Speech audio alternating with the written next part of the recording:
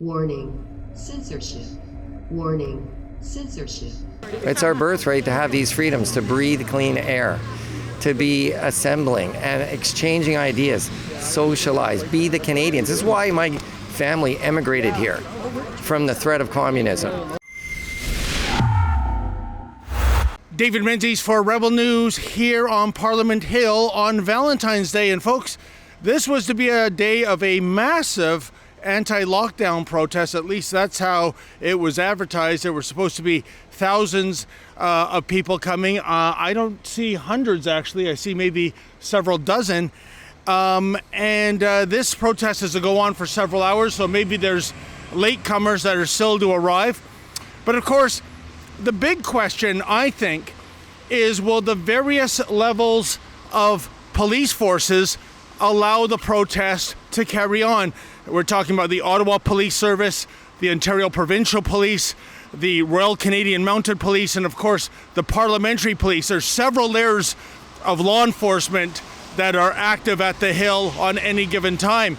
We have seen the police in Toronto in recent weeks at Queen's Park and Yonge Dundas Square take a very dim view to people exercising their right to protest here. Check it out. God bless you for standing up for human rights. It's nice, but this doesn't work, guys. You're all together in the group still, so it's time to go. Otherwise, if you don't leave, I'm going to give you a ticket. Are you leaving? I'm leaving. Okay, let's go. Last chance, sir. Okay, sir. Provide your identification, please. Sir, I'm asking you to provide your identification. I just came out. Oh, okay, well, this is just me reminding. Yeah. Sorry? Yes. So the question arises on this day of February the 14th, 2021, will the people, regardless of the numbers, have the opportunity to protest without encroachment of law enforcement and paddy wagons and whatnot? Or will this be the St. Valentine's Day massacre on our civil rights and liberties, Justin Trudeau playing the role of Al Capone? What do you make, ma'am? There is such a low turnout. The protest just kicked off a few minutes ago. Maybe there are other people to come during the day, but we have seen in Toronto law enforcement violently crack down on protesters. Do you think maybe that scared a lot of people away from coming to Parliament Hill? It could be perhaps, but I'm hoping people are still making their way out to Ottawa. It's a beautiful day.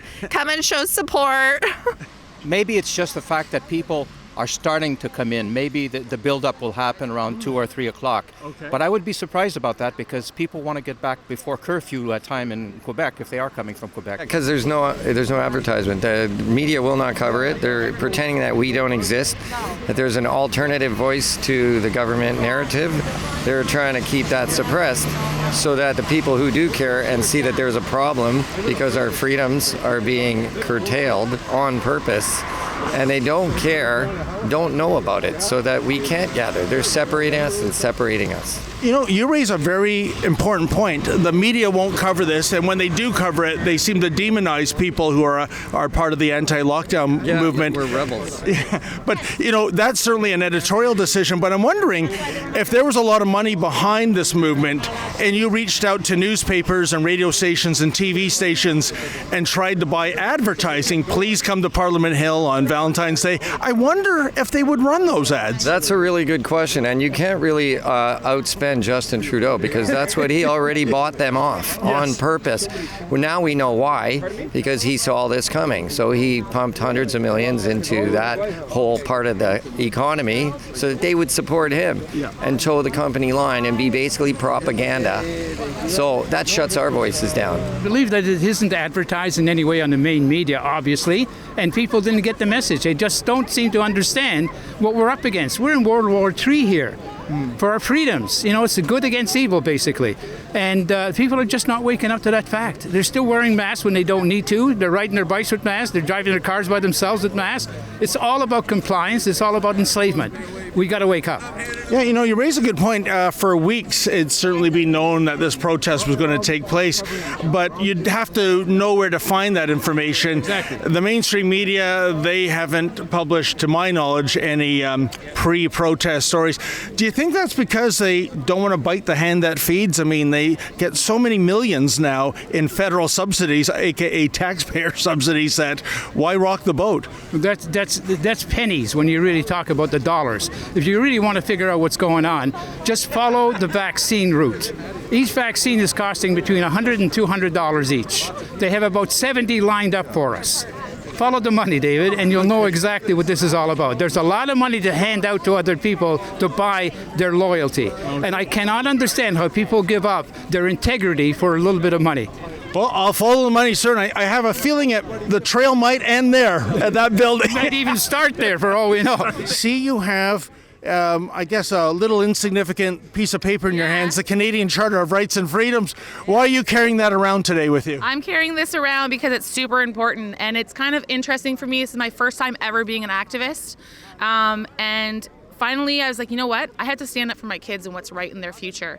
And all of these things on this charter and our Bill of Rights are supposed to protect us. And they're literally using this basically as toilet paper right now because nothing happening in our country represents this. We're going against everything. You raise a couple of good points here. We've got the Charter, which stands up for democratic rights, parliamentary freedom, and so on.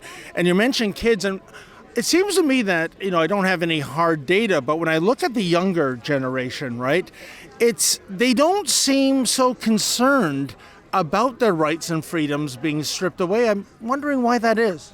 To me, it is the high level of indoctrination and programming that we've had over the years in our education system.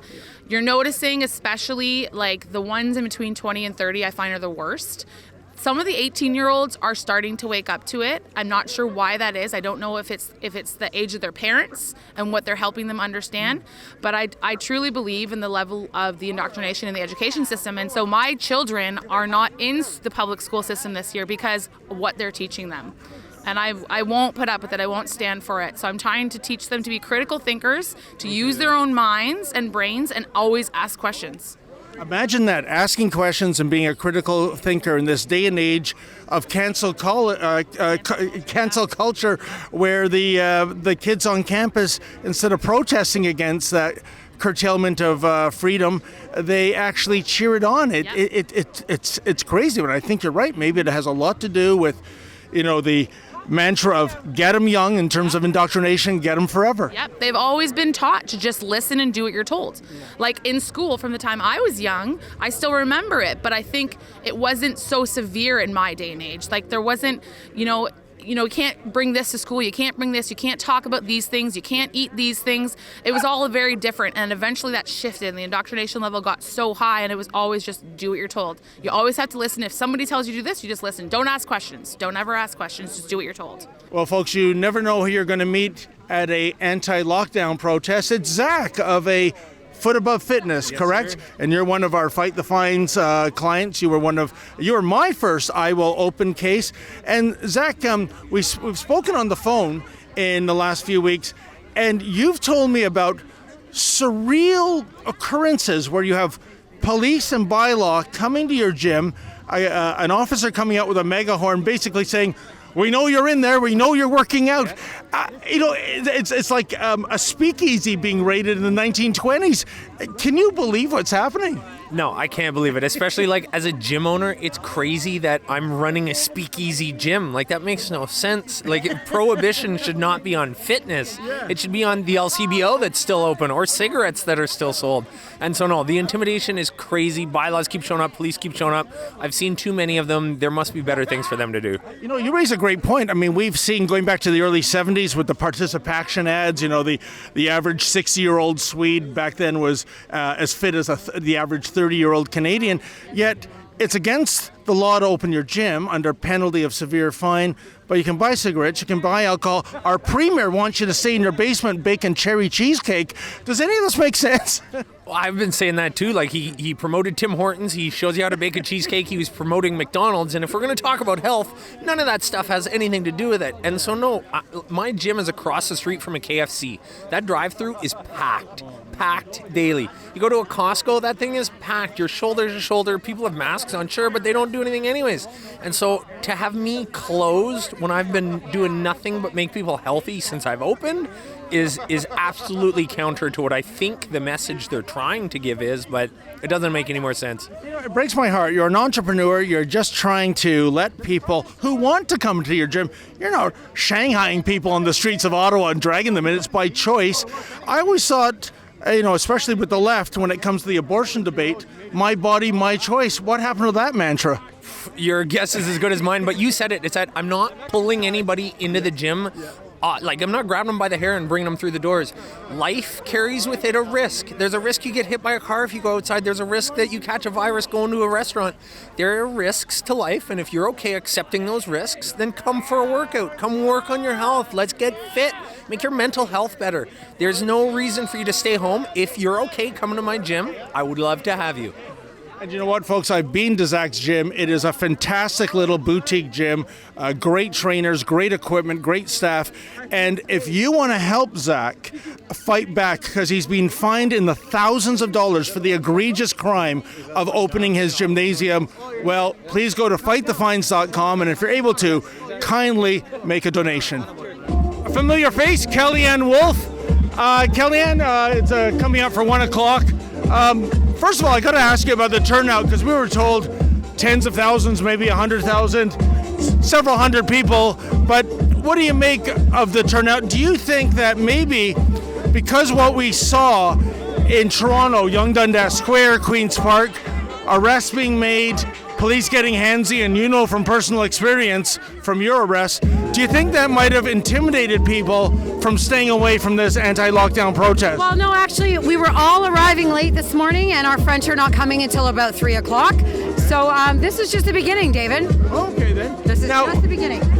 So what are you hearing from people here? What is their biggest concern about the lockdown? I'd have to say jobs, our economy.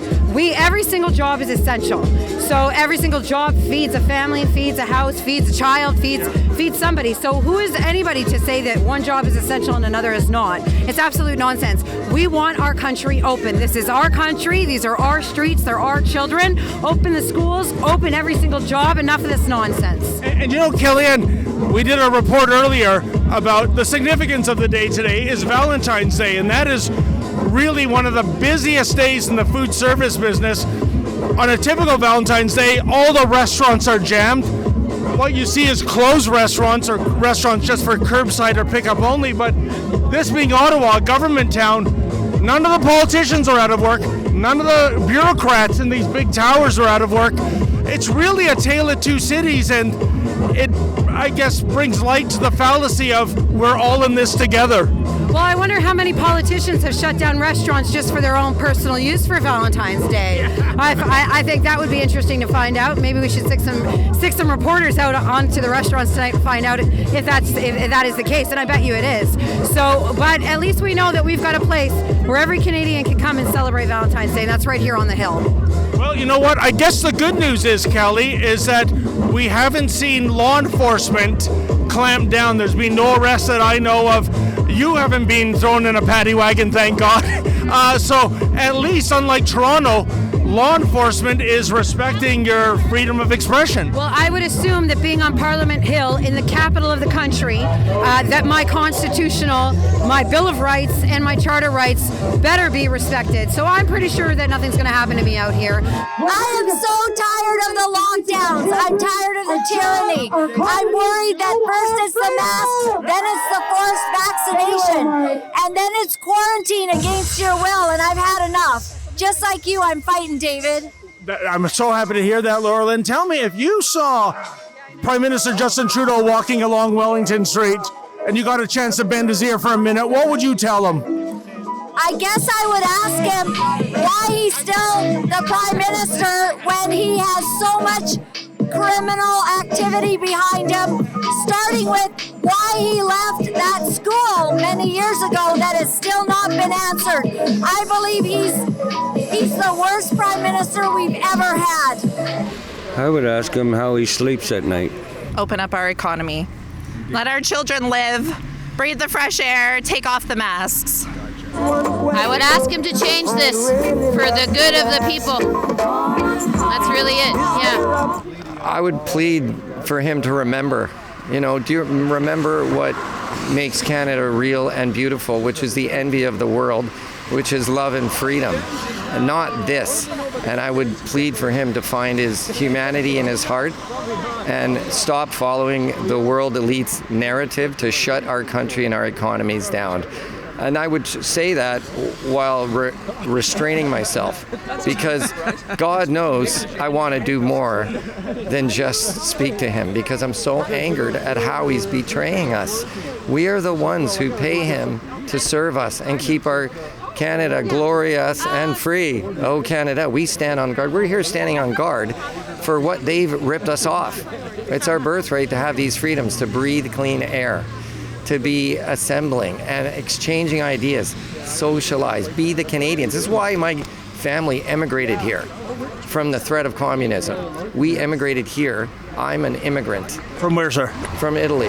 Now, you might not think there's a lot of communism, but in our hometown, there was communism. And when your dad works for the American government and the communists are coming up, they're telling you they're going to take care of you. When they get into power, they were going to deal with him. So he escaped, come to Canada for freedom, and now look at us. We don't have the freedom we came here for. This is not what we signed up for, and that we worked hard for. We've maintained the beauty and freedom of Canada, the Canadian lifestyle, treating people with love and respect of all races, all religions in this country. And sir, on the flip side, how do you think that the Conservatives under Aaron O'Toole, are they your champions here on the Hill? I mean, they don't seem to be very vocal about taking a stand against the lockdowns. Why, just because they're not here helping us today like they should be? I agree. Mr. O'Toole needs to step down because he's abandoned the Conservative thing. In my opinion, go away. Let somebody who really cares about Conservative values get in there, who won't be bought out, because in my opinion, he's bought out at this point. Already, before we even start the game, he's bought out. And if there's really an election coming, we need a real alternative to Justin Trudeau, because Justin Trudeau has betrayed us. So we need a real rep. And I will change political parties, because I signed up for Conservative last time, and I got let down. Well, folks, I'm with Dalimor. He lives in Windsor, but originally from Serbia.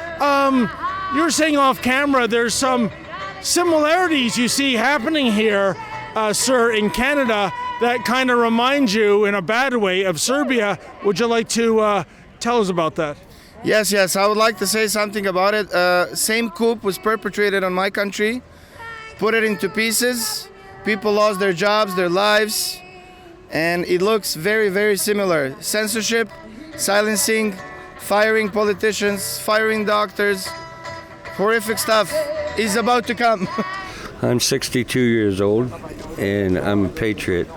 And I've watched politicians take our rights and freedoms away for the last 50 years. Started for me a long time ago, and I think it's tragic that it had to come to this, that they pushed the limits to this virus, which I call the flu, to the limits. But it's also great to see people finally standing up for our rights and freedoms. And you know, sir, you raise a good point here. I mean, in the World Wars, Canada punched above its weight in terms of the sacrifices we made as a nation. And yet I wonder what the veterans would have to say when they literally spilt blood, they literally lost their lives fighting for our rights and freedoms. Here they are, seemingly being taken away one bill at a time. And there's not a huge outcry in the streets. They must be just shaking their heads. My dad was a World War II veteran. He fought hard and he fought bravely for this country in World War II. He was a young sergeant in the Canadian Army, and he was there right from the beginning. And he didn't talk too much about the war because he said that people that talked about it weren't really there. I asked my dad why they fought that war, and he said the only thing I'm going to tell you, son, is that we fought that war so you wouldn't have to look a man in the eyes and have to stick him. So, Sean, you told me off camera you're all the way from Alberta. You're a veteran. Thank you for your service, by the way. What brings you here to the lawns of Parliament Hill? The obvious tyranny that is, my friend. Okay. There's a lot of corruption here. We got an unfair electoral system, especially in the West. We're not very well represented here in Ottawa. There's a lot going on that's not okay. We got almost an Orwellian-like world we live in right now. You raise a good point. When it comes to out West, I've always maintained that for decades now, the Conservative Party, the official opposition, has treated the West as they've taken it for granted. They know they're going to get blocks of votes, and then 1905. Yeah. 1905. And when you see Aaron O'Toole as the leader of the opposition today, does he fill your sails with confidence? It's just a different brand of liberal. There's no one in this House of Commons that is right of center. Aaron O'Toole, like you're voting a different type of liberal. You're just your tax dollars will be spent a different way, but your culture will continue to be saturated, and the government's going to continue to adhere to UN 2030 agendas, a great reset as we've been told, and quite frankly, I'm a fourth generation veteran. So I represent veterans from the First World War, the Second World War, wow. Cold War veterans, and myself, I fought in Afghanistan. Wow. So we didn't do that. Yesterday I went to Beechwood Cemetery to see a friend who was killed July 4th, 2007. And it's the first time I'd been to his grave. And here I got to, almost try to explain to this stone where we're at and why we're here. And it's difficult. And I know that veterans' mental health is being severely affected by this. There's a spike in suicides lately, and enough is enough. We didn't fight for this type of communism that Trudeau admires. Sean, I think you've really nailed a very profound point here, and the fact that you come from a family that has served in so many of the wars you just listed. Canada has traditionally punched above its weight in global conflicts. We have literally spilt blood, lost lives to preserve rights and freedoms. And for a guy like you especially, to see those rights and freedoms eroded, chipped away one bill at a time, it must be really depressing. Well, yeah, and it's an obvious attack on our economy. There's an obvious destruction of the middle class at every level. And that has happened in every communist nation that has evolved since Marx wrote his book. And those Marxist policies don't work in real life. All they do is imprison people and make rich people richer and the poor people poorer. And that's where we're at right now. I mean, I live in Alberta. I live under economic sanctions the same as were placed on Iraq when they invaded Kuwait. My dad participated in that war. Wow. So how is it that we're here in this country and being a nationalist, putting my country first and having represented my country as a soldier overseas, helping to bring and instill freedom to the Afghan people and help liberate them from the evils of the Taliban, how can I be now labeled a racist or some sort of extremist because of that belief? And I stand up against the liberal, conservative, and NDP policies that all favor global initiatives over ourselves, like these sanctions placed on Alberta. Well, folks, as the anti-lockdown protest continues here on Parliament Hill, we have witnessed some bad news and some good news, quite frankly. The bad news is, unlike how we were told ahead of time, there were not tens of thousands or even 100,000. We've received maybe a few hundred people here. But the good news is this: regardless of the numbers, the various law enforcement here, most notably the Parliamentary Police Service, is indeed allowing people the right to protest. They are allowing for freedom of expression, freedom of speech, And as far as we're concerned, freedom of the press. This has not been the case in the last several weeks in downtown Toronto at Yonge Dundas Square and at Queen's Park. So, John Tory, please take note. This is how it's done. For Rebel News, I'm David the Menzoid Menzies.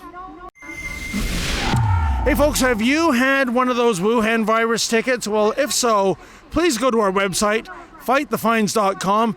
Tell us your story. If we think it has merit, we will get you in touch with a top-notch criminal lawyer, and we will crowdfund your legal fees. Thank you.